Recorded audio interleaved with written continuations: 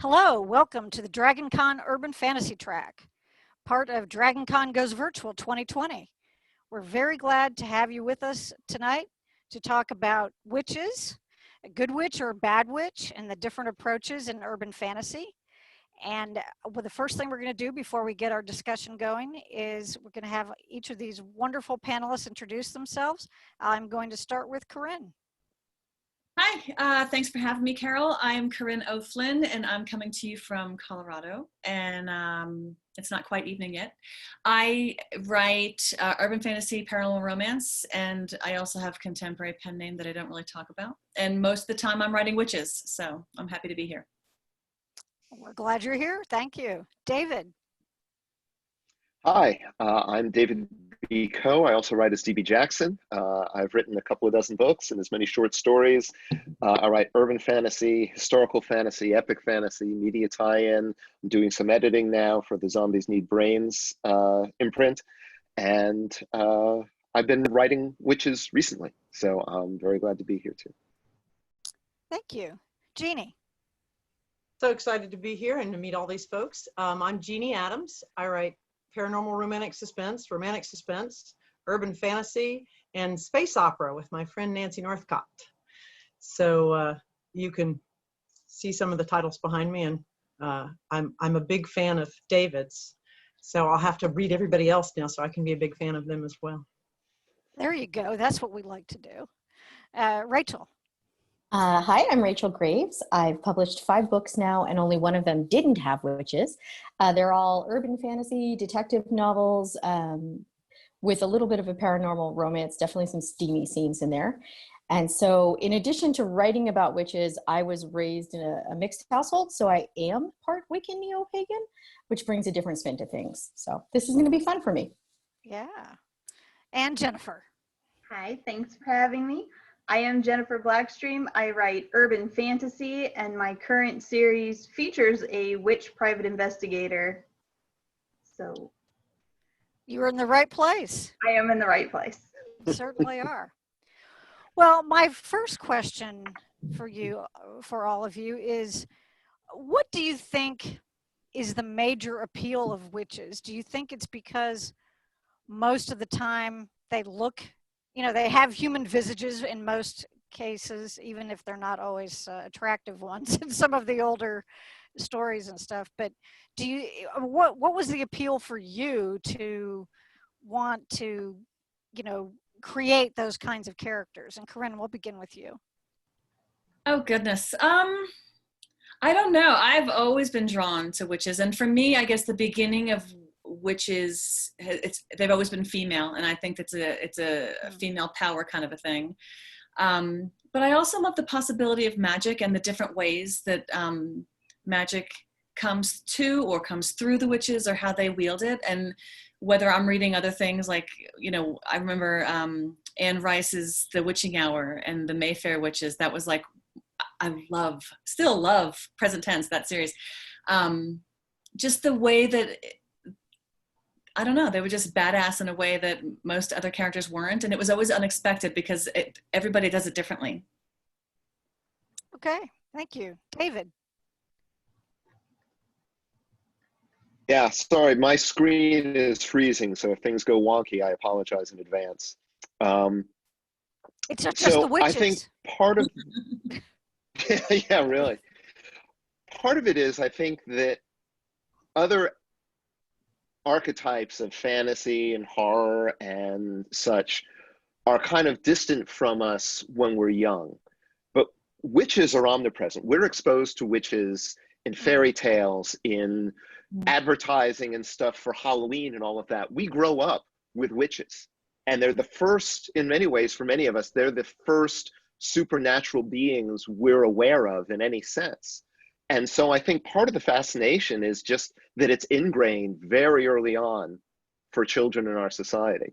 For me, for those who are familiar with the Thief Taker books, the historical fantasy that I write in pre-revolutionary Boston, I've taken a slightly different approach. My lead character is a conjurer, and he's called a witch all the time because this is right in the shadow of the Salem witch trial.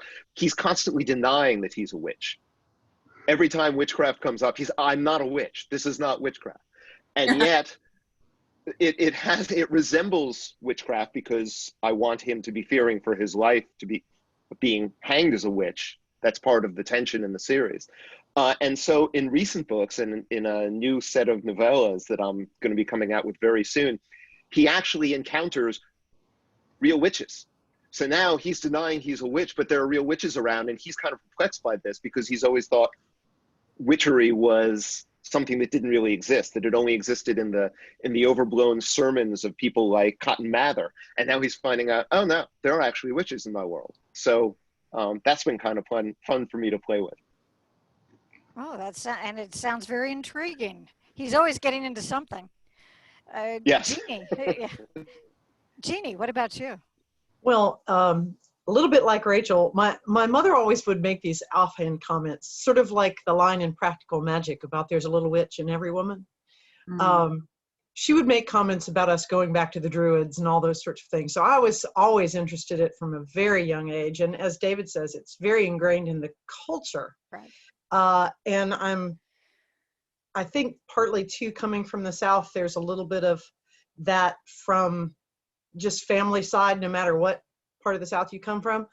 But I've always been fascinated with it. And the idea of magic, as Corinne was saying, it opens up possibilities for people who are not super athletes or super spies, or to have something extra that helps you do things that mere mortals cannot. And you can sort of be a mere mortal, but still have a little something extra that helps you get through things or get to things. And David, you're mentioning Boston. My Witches Walk series, which is behind me on the panel there, is actually, the premise is it's the witches who actually left Salem before the witch trials. And they established their own community farther up in Massachusetts, escaping Cotton Mather. And that actually got started because I was doing genealogy research, and one of my husband's Adam's ancestors was put in jail for witchcraft. Oh. and he escaped before he could be tried. So, well, that was probably lucky on his part. Yes. Yes, indeed. But I really do think that Corinne and David have both hit on very important points. That there's a lot of it that's ingrained in the culture, and there's something about it that speaks to every one of us. Thank you. Rachel. I really think of witches as a prototypical, like the archetype of an outsider, but in this case, it's an outsider that has power. And that's something we don't usually see. I think a lot of readers and a lot of writers can identify with being the odd person out who doesn't fit in a culture or a group. But normally that's a position that's not got any strength or any ability to do anything. Whereas with witches, you can study and you can become a witch. You can learn those tenets and have that power and still be that weird outsider that everyone at DragonCon identifies with. So for me, that's really the appeal, the idea that you don't have to fit in and you can still be strong. And I think there's also a lot of layers and a lot of depths. In my books, I distinguish between people who are cultural witches, so they're raised in a witch religion, or people who are born with magical powers and they don't have any connection to the faith. And I don't think that's something I could do if, you're not culturally a centaur, you're not culturally a dragon. So there's just a lot there to play with, and a lot of different places I can go when I take that outsider and I make them a figure of power and sort of the main focus instead of a victim. I like that. That was good. Thanks. And Jennifer. I think, like David said, you're exposed to witches at a very young age. And when you're young, they're generally the villain. The evil witch did this, the evil witch did that. But like so many things, you get a little older and you're looking at the witches in a new light. Like, I feel like you have more independence than any of the other women. Right. You seem to have the power. You seem to say what you're thinking. There are no apologies for what you want. And then, of course, I found Terry Pratchett and Granny Weatherwax and Nanny Ogg and Magritte. And it's like, I love the idea of a witch. Granny is so insistent that magic is such a small part of being a witch. And it is taking care of people and knowing what needs known in the moment. And that is sort of the tack I took with my witch. She is a village witch, and a lot of what she does is if somebody's family member passed away, bringing them food, or if somebody just had a new baby, offering to watch the baby for a while so they can have a nap. And it's the little things like that. And obviously there's magic too, but I feel like that makes them a little more well-rounded and a lot more relatable. Sort of a caretaker type of. Very much so. Okay, cool.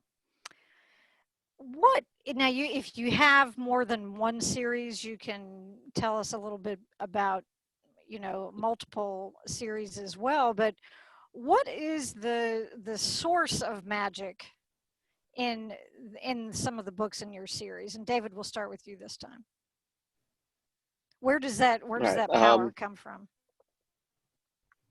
Right. Well, again, so I'm dealing with kind of, there's Ethan's power, which he denies being a witch, and yet his magic is as close to witchcraft as most people in Boston experience.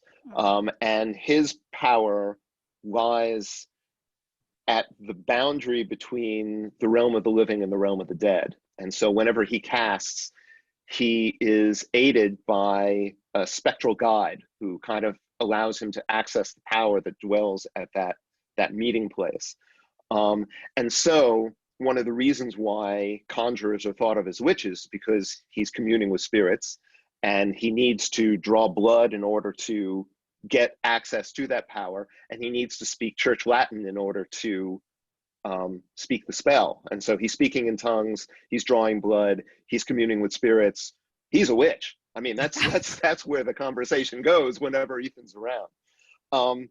These other witches who I've introduced in the new set of novellas are elemental witches.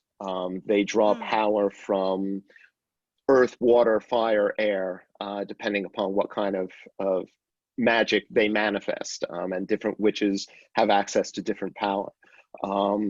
And so far, all the witches I've written with this new magic that I'm introducing to the series have been women, but I'm not convinced that there aren't male witches as well. And that's something that I like as well, because so much of what we write about, particularly in urban fantasy, are realms of men that women are stepping into, being detectives, being cops. So often it's a male world that women are trying to break into. And with witchcraft, men are the outsiders.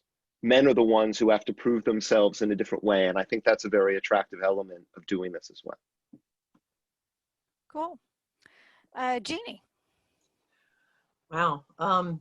In terms of my Witches Walk series, it is more of a sort of the force kind of, the power of all nature, but it's also an inherent power within them.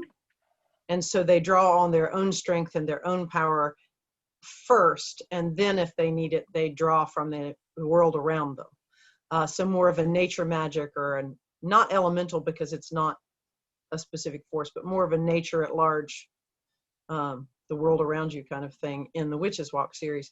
In the urban fantasy, I have the Slip Traveler series.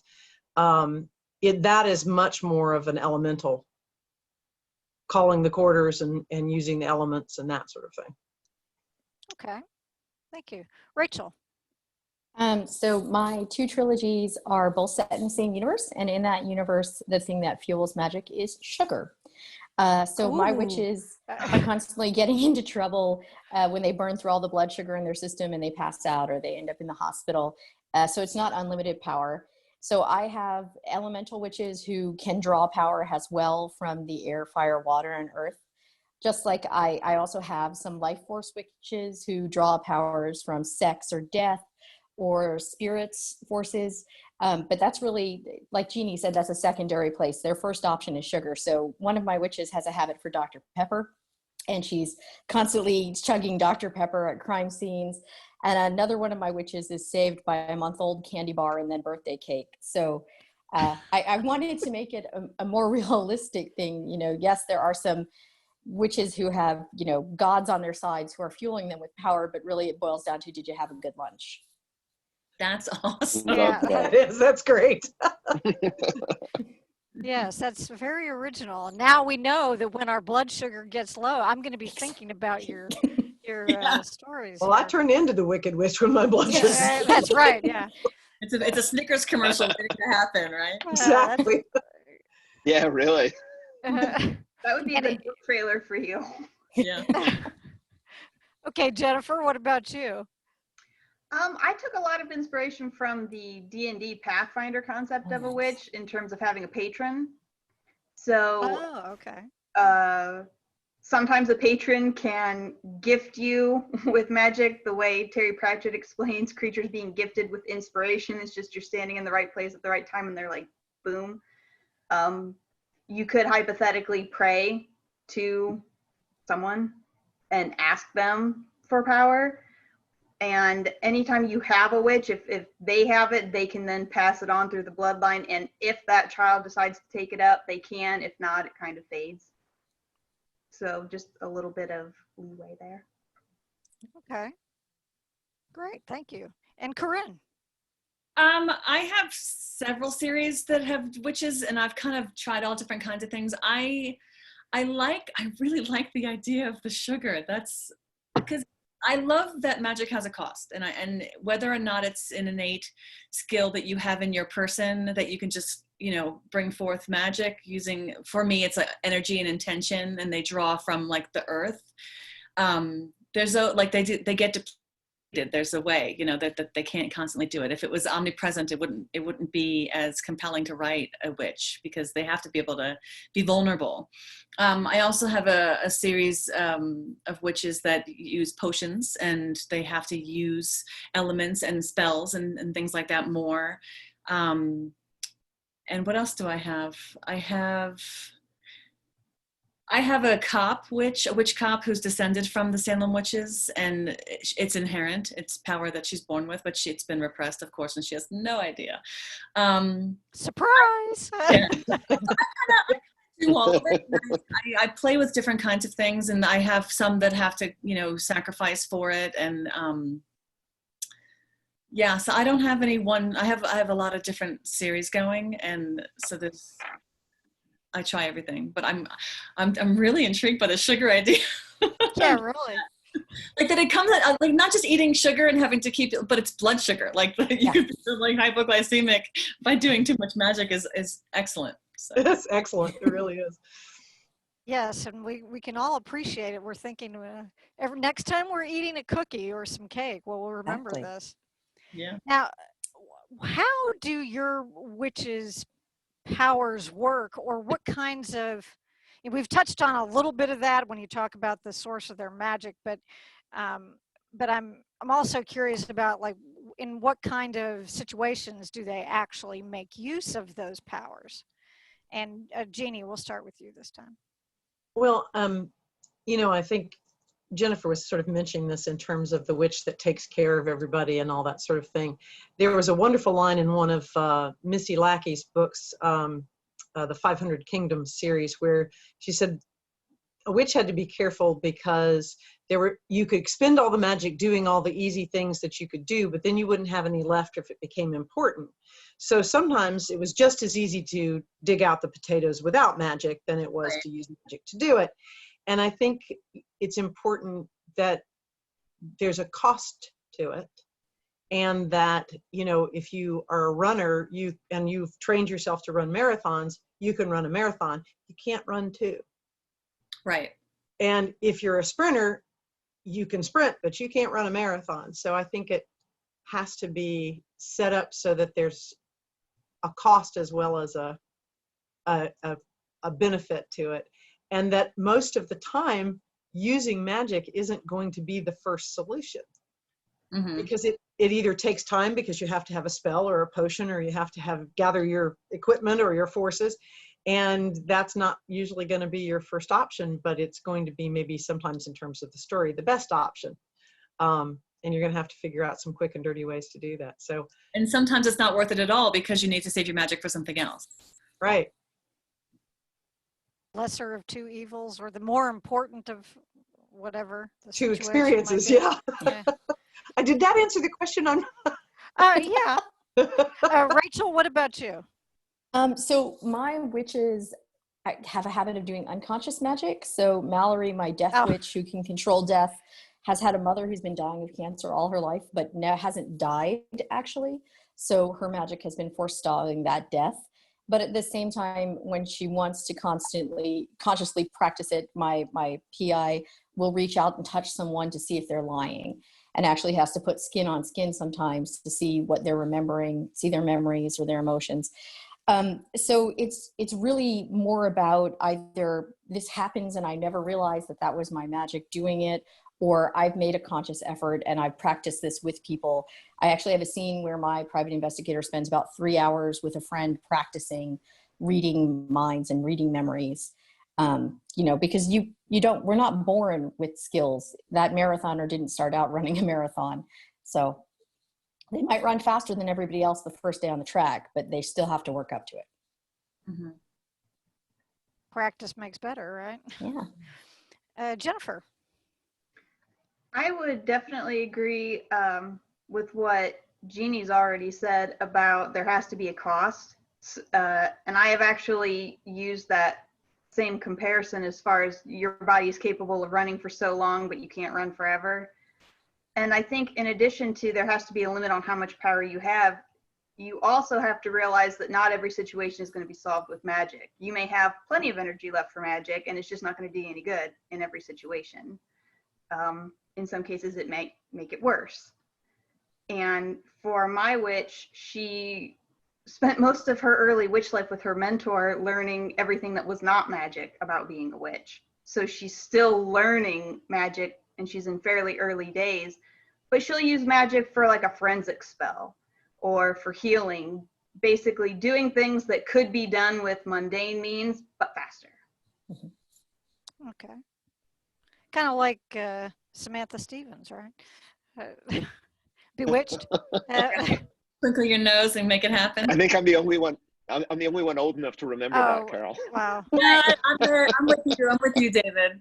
But unlike Samantha used it for a lot of mundane things, to reach things, to bring things to her. And right. For my witch, her mentor was very firm that you should be incredibly embarrassed and ashamed if you're going to use your magic for something that silly. Like even your housework. If you have a headache. Like, no, magic is only when there is no other choice. Yeah. Gotcha. That's probably a good motto for many people. Corinne. So I have, most of my stories have some mystery, and the witches are usually the center character. And in my Elemental Witches series, which is written under a pen name, which I told you earlier, I'm not out at the steamy stuff. I'm not out with, but she's an elemental witch. And she has to go to school. It's an academy set up, and she's going to classes to learn how to harness the power that's already inside her. And everybody has the ability to cast this spell, but you have to pick the word that fits for you and that kind of thing. So it's about they use the power in Hogwartsy kinds of ways, but they can pick their own words. And my cop gets visions, and she doesn't understand what's happening, and she thinks that she's following her gut, and she's having like deja vu all over the place until she realizes what's happening. And then I have another one who does it more like a psychic, like maybe like Jennifer has, like she's got a patron, she has a patron, a goddess that she prays to, who it hasn't been drawn out in the story yet, but that's where she draws her power from, but it's more that where she draws her guidance from.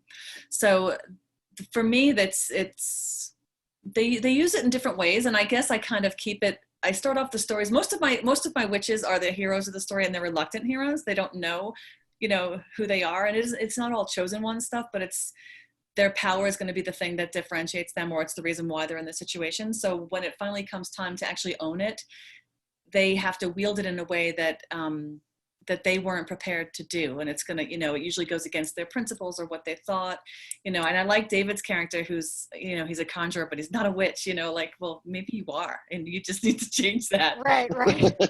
Right. Yeah, semantics, just semantics. Yeah, at some point. So I use all different kinds of methods depending on the type of story that I'm telling, and I tend to keep it really open-ended in case I need something else to happen in the future. Oh, there you go. That's right. Because just because they didn't do it before doesn't mean they can't do it later. Yeah, I don't like to lock in. Like, I do the world building, and I like in one of my fantasy series, in my expatriate series, it's a kid, it's a boy, and he can communicate with animals. But when he crosses over into the magical world where he's been hiding, his family's hidden him in on Earth. And once he goes over into the magical world, his powers start to explode into something completely different.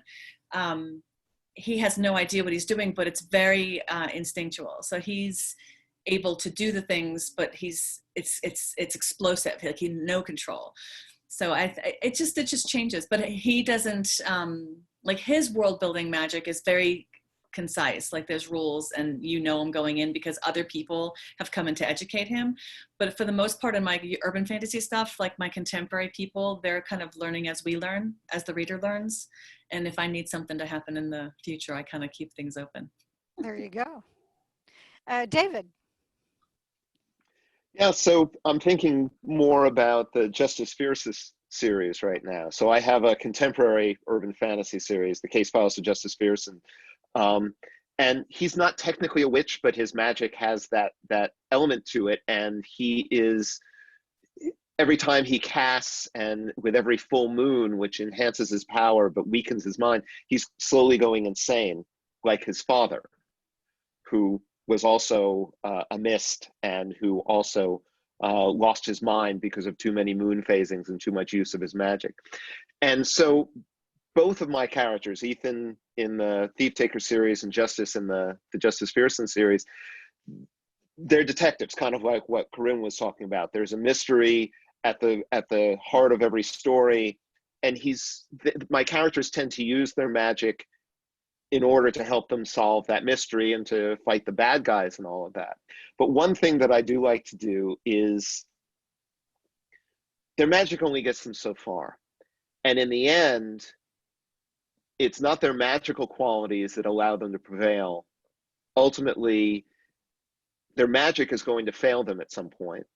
And they're going to have to fall back on far more human qualities of resourcefulness and cleverness and courage and the other things we rely on to get us through, say, pandemics, or Yeah.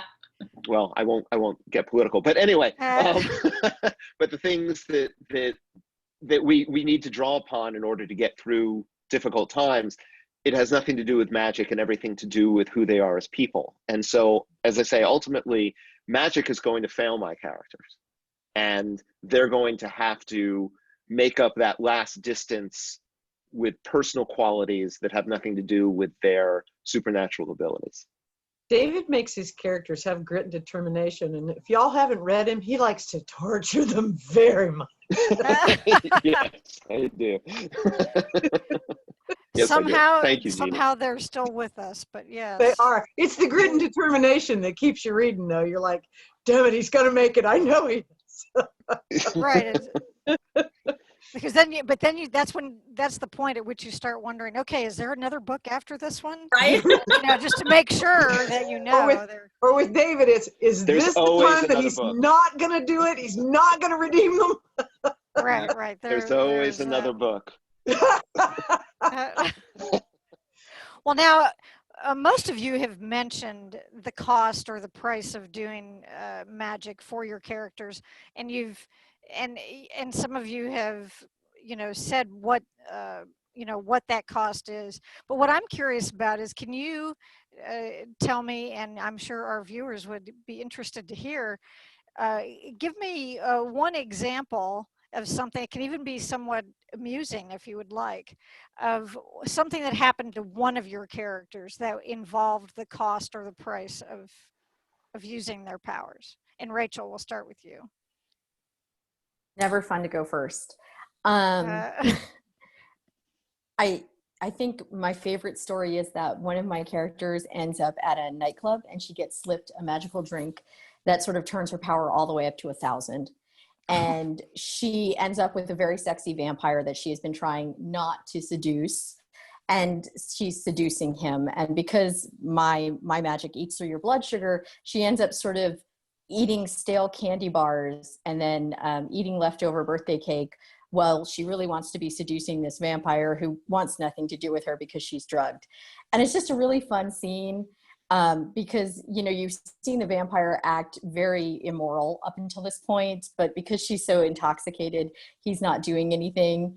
And my character is ex-army, and she's just this badass. And so her stuffing her face with cake while sort of lamenting her sad state that she can't even seduce a vampire was probably my favorite scene to write. And I don't think she would have ever gotten there if she hadn't been, you know, in that so hungry, I'm making really poor decisions state, but it was fun.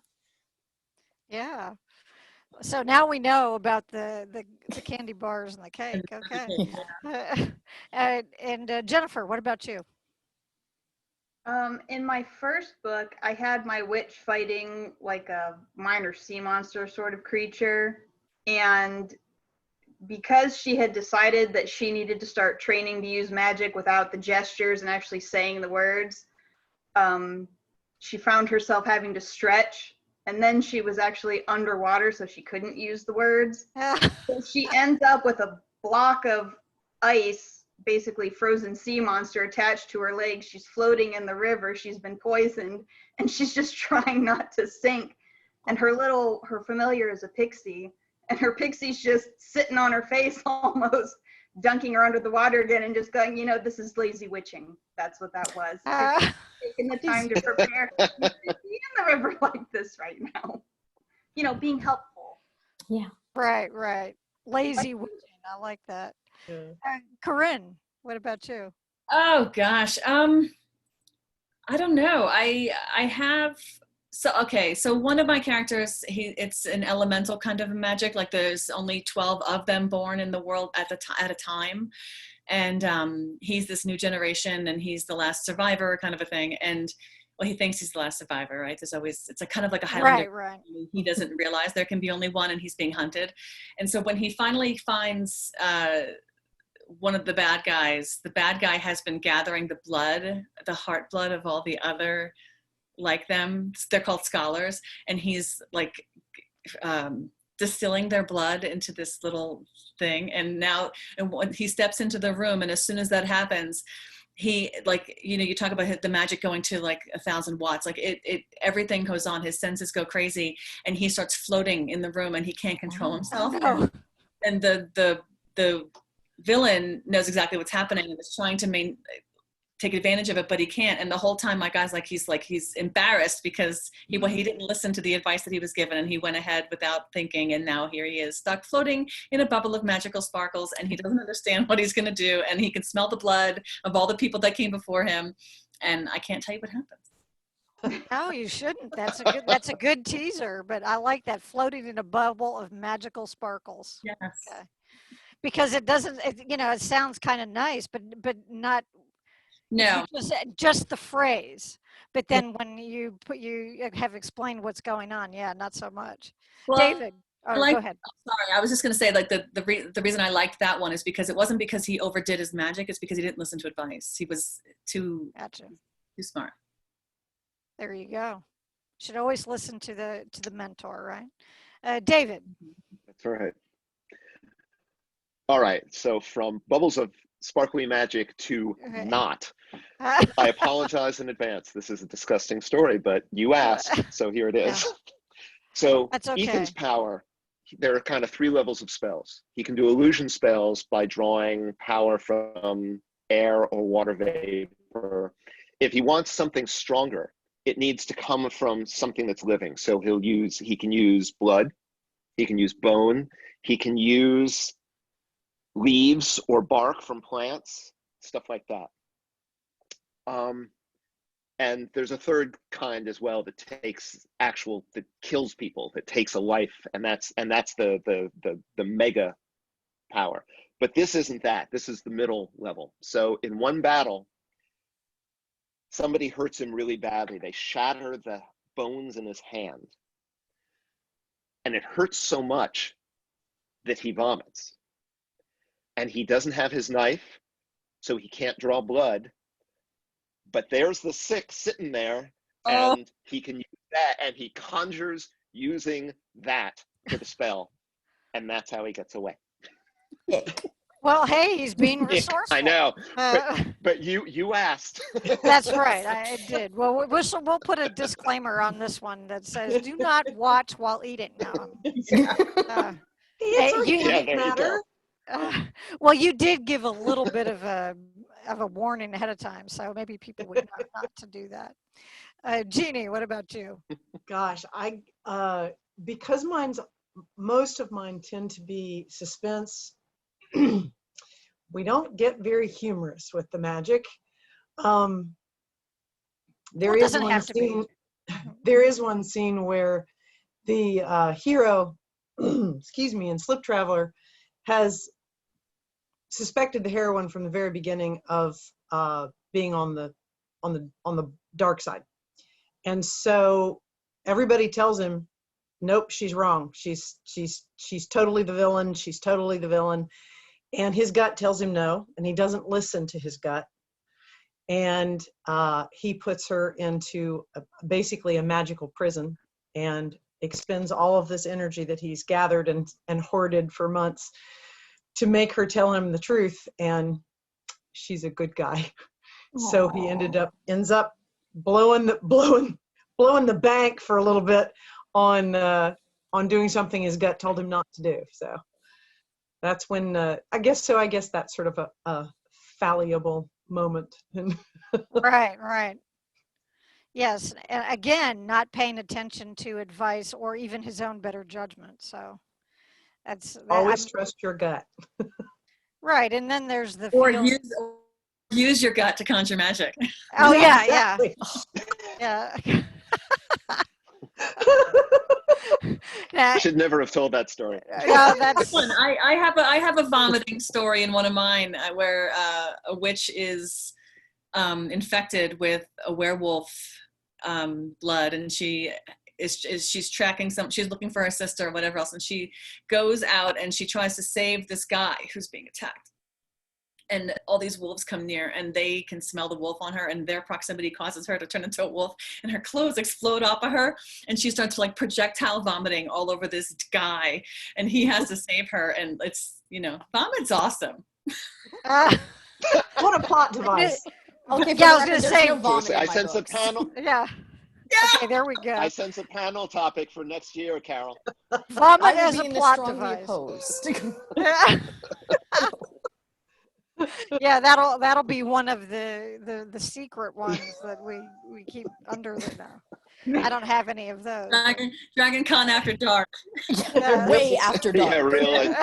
Or Way or like way before you actually do eat, or Yes. way after you eat, whatever that case may be, right? Now, are there different types of witches in your, I mean, do you have any kind of a division between somebody who practices black magic or white magic or anything like that? Are there, and if you do, what are the distinctions that you draw? And Jennifer, we'll start with you. I don't have too many witches beyond my mentor and then my main character. But I do differentiate between a witch and a sorceress or a Okay. wizard.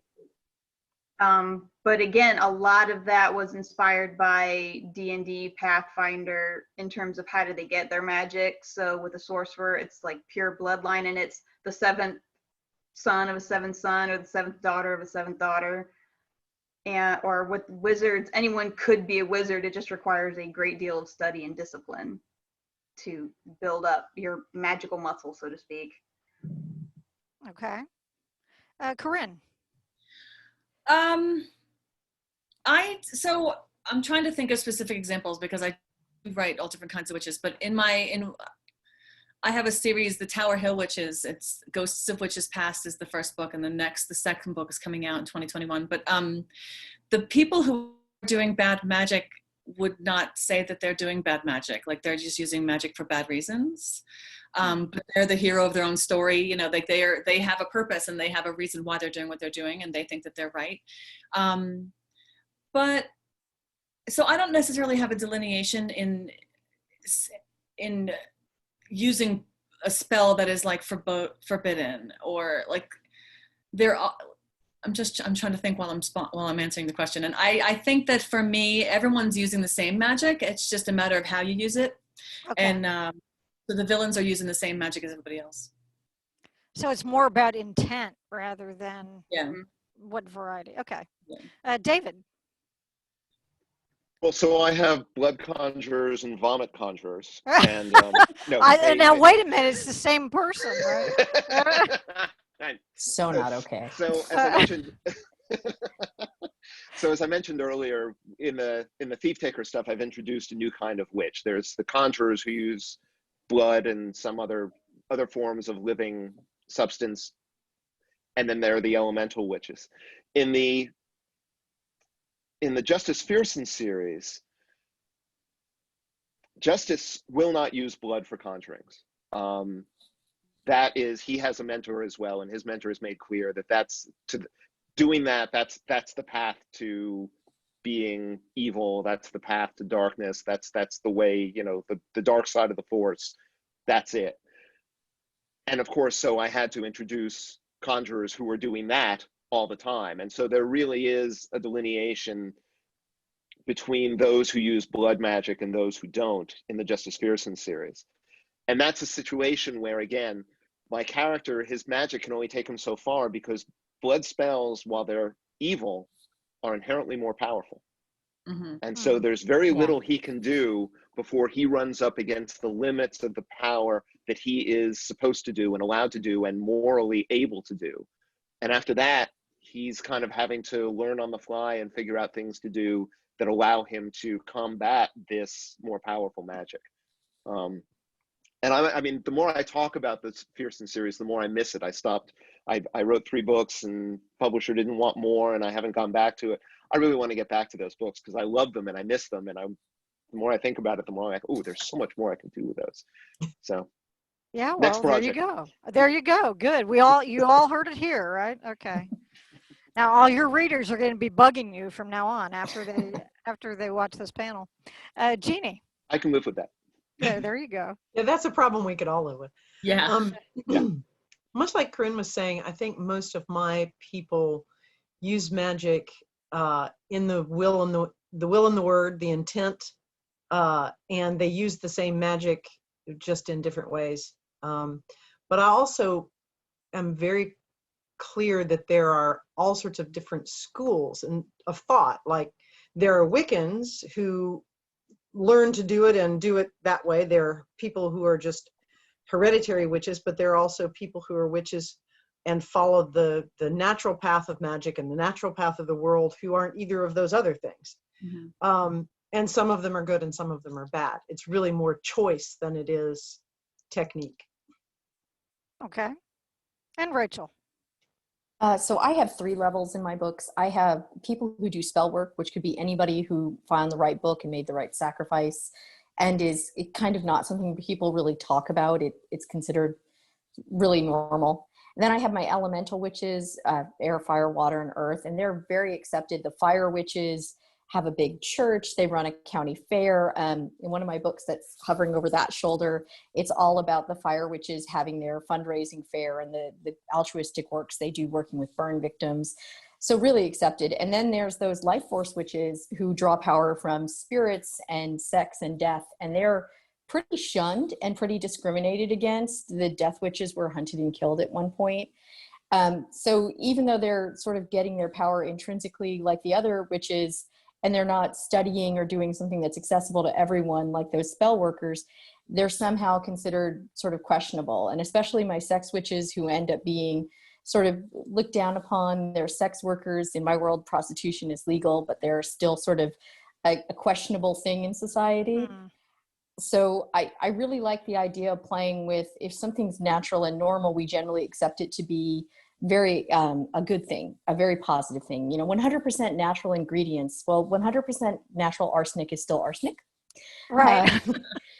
So some of my elemental witches, even though it's a very natural thing, are very evil.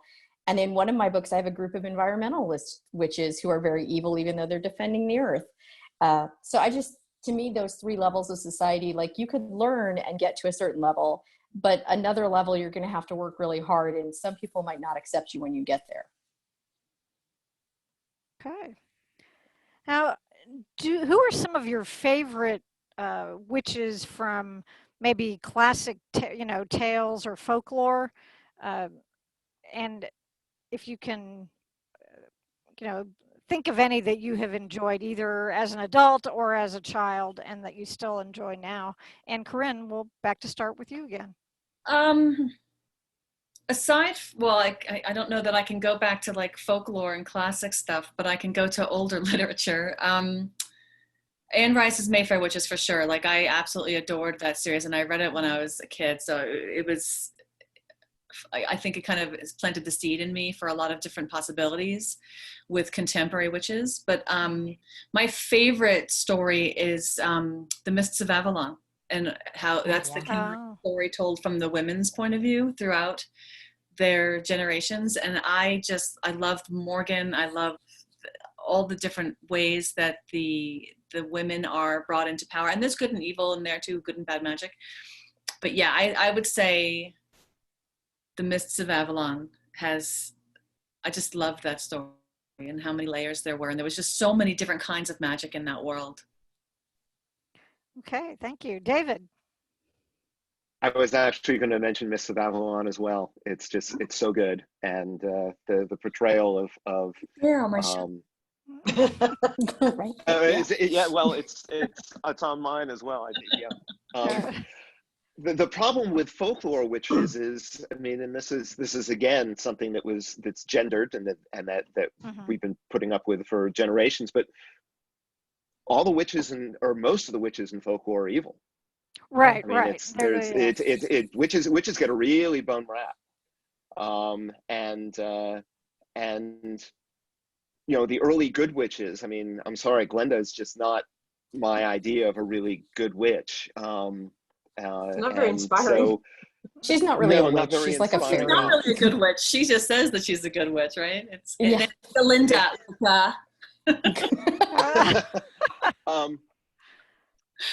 So I'll go with more contemporary. I love the Everhart witches in Faith Hunter's Jane Yellowrock series. She creates such a rich magical world, totally separate from her original main character. She just creates this Wiccan culture that's so well done and so complex and so layered, and so it's marvelous, and I love those. Helena Price's witch books were also just so good and so well done. So those would be my choices. Okay, thank you. Jeannie. Oh gosh, probably going back in literature, Andre Norton's Witch World. Every one of those ones I just gobbled up and loved and thought were fabulous, and there were so many different magic systems and so many different ways of looking at magic. Sarah Cooper's Arthurian Mages, the Silver on the Tree, and all of those. Those are YAs. Those are fabulous. More recently, Barb Hindy's Mist-Torn Witches. Those are fabulous. I second David's look at Faith Hunter's books. Ilona Andrews, Kate Daniels has set in some of the later books. There's a set of witches, and the way they're portrayed is very multi-layered and almost Amazonian, and those are pretty cool too. Okay. I could go on for hours, so I'll just stop. I'm guessing that I probably should have had, I should have mentioned to anybody watching the panel, they might now want to grab, something to write on or write with in any case. Rachel. Oh, go ahead. Yes. I was just going to say, if you really just want something cute and light, Madeline Alt's Witch Mysteries are super cute and a lot of fun. Rachel. So to juxtapose from the cute and light, my favorite witch is Marie Laveau. So she was a free woman of color in New Orleans during the late 1800s, mid 1800s. Just an amazing historical character, a voodoo queen, had a daughter, raised her as a single woman at a time when, a lot of people wouldn't have been allowed to keep their children. And I gobbled down biographies from her left and right. And what she did a lot with her magic wasn't just the concept of magic, but that concept of knowledge and knowing what was important at the time. And there's a wonderful story of her going up against another voodoo priest. And the thing that she uses to destroy him is a spell with his wife's hair, which sounds like a pretty normal fairy tale thing. But the point here is that she's gotten to his wife and given his wife enough money to run out of town and taken the wife's hair so that he can't find her again. And it was just such a clever, brilliant kind of thing. And a lot of the spell work she did, historically speaking, that we have records of, things like washing your eyes with holy water. Well, holy water was clean. So she just really seems smart and clever and just my favorite historic witch. And if you go to New Orleans, there are a million Marie Laveau shops right now where you can go buy voodoo stuff that's really cheesy and plastic, but read the books, they're much better. Okay, thank you. Jennifer. All right, so I've already mentioned Granny Weatherwax, who Right. I think Awesome. touched on a lot of the things Rachel said, just in terms of sometimes it's the knowledge, not necessarily even the magic that makes a great witch. But I will add Baba Yaga, who is one of my favorites because she could be super helpful and be the one that saved you, or if you were rude, or if she was just having a bad day, Right. might eat you instead. It could Baba go. Yaga was going to be mine. I have to be honest. I love her. If you've read or listened to the Myths and Legends podcast with some of her original folklore, she's amazing. Okay, have you ever seen Bartok the Magnificent? No, but I'm writing it down. Okay, do you remember the little white bat from Anastasia? That Okay. was Bartok. Okay, he got his own movie, but it went right to DVD, and I had to own that movie. Kelsey Grammer's doing voices, Tim Curry's doing voices. Seriously, buy the movie. But Baba Yaga's in it. And it is one of the most glorious representations of Baba Yaga, and I love every bit of it. Well, and Baba Yaga has amazing, clever riddles that she gives people. And she shows up in Patricia Briggs, Mercy Thompson's books as well. I love that incarnation of her. She's amazing. She is amazing, and she had so much. She could really go in either direction, and there's so much argument about, was she evil, was she good, was she a death goddess, was she a life goddess? She kind of did it all. Was she just a woman at a time when you weren't allowed to be a woman who lived on a house with chicken legs in the middle of the woods? And she sort of me what I said earlier in terms of she was just a woman who owed nobody. It was Exactly. like, I am going to follow my own path. If it works out for you, great. But if you're going to come knock on my door, just know I don't owe you anything. And So, I might kill you, or I might help you in your catch me on a bad quest. day, I might be hungry. She's got skulls out. It's not like there's no warning. That's right. It all depends on what her blood sugar is at the time. And As far as your purse, that blood sugar.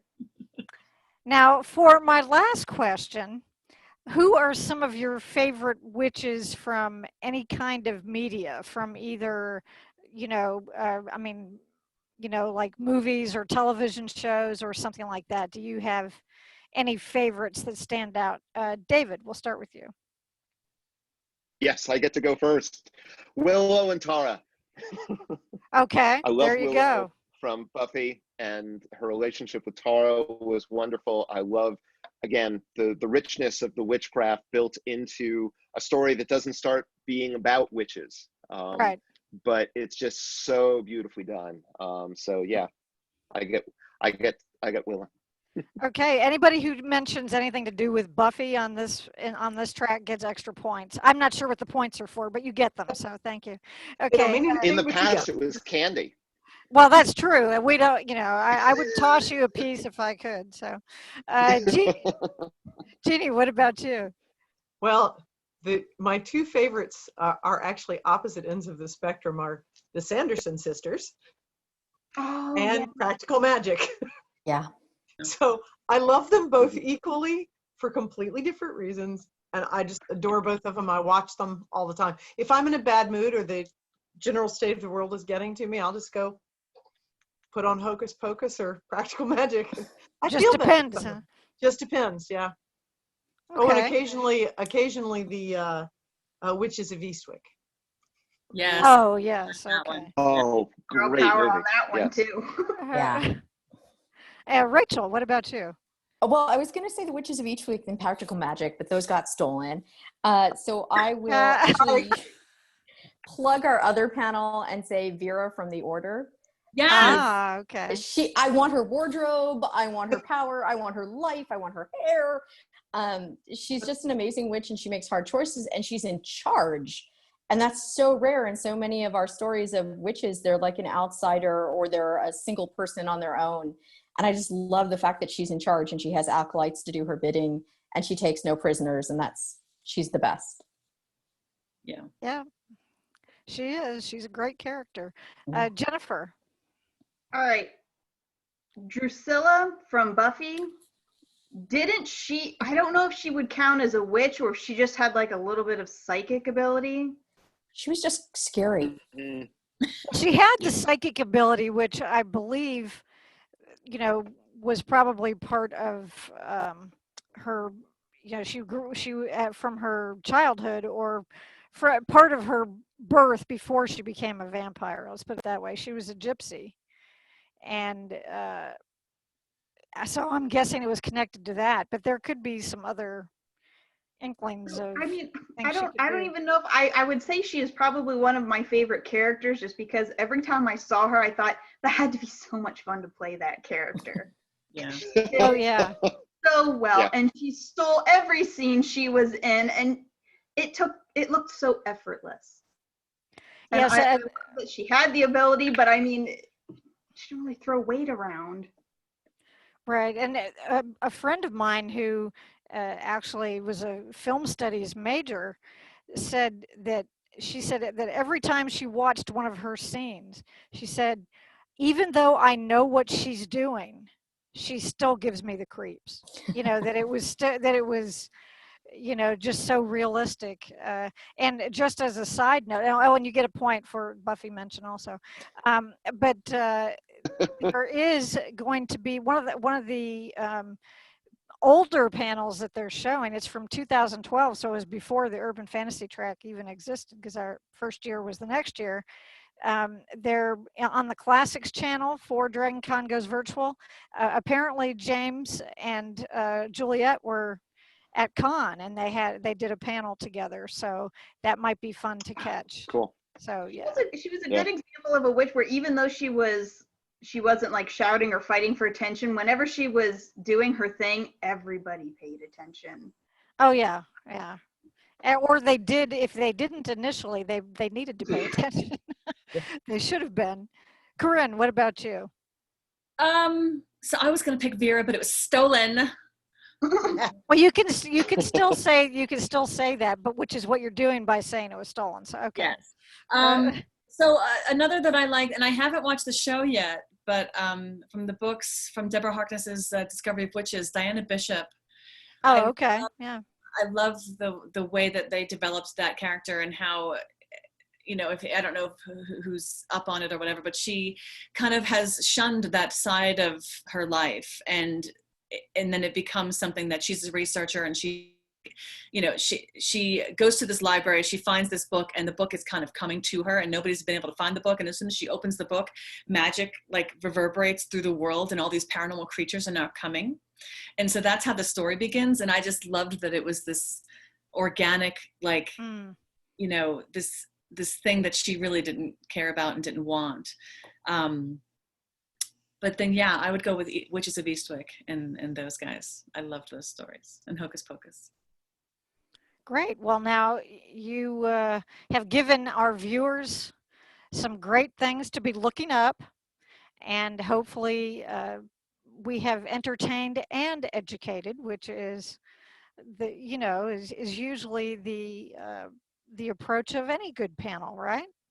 And I say educated in a loose sense, of course, but I do want to thank all of you for being here. It's